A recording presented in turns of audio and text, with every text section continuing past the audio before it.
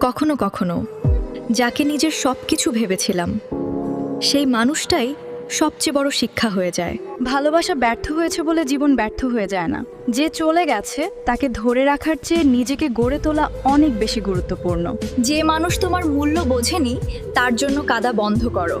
এবার এমন মানুষ হও যেন একদিন সে তোমাকে দেখে আফসোস করে। যে তোমাকে অবহেলা করেছে তাকে উত্তর দিও না।